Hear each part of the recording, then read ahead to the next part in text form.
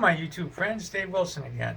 This is part 2 of my Ender 5 Dual Z-Axis upgrade, or I called my Super Dual Z-Axis upgrade.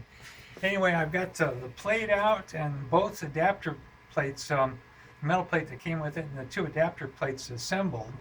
So now the next thing is to get all the rods in and mount this plate. It's going to mount back here.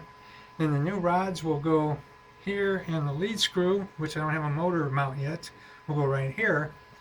So I've already then extended the front to back rails.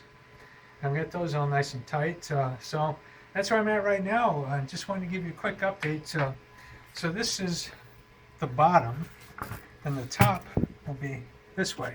So it just bolts in, and then this will bolt to the back, right back here to the back mount on the Z, and this will be the front Z axis.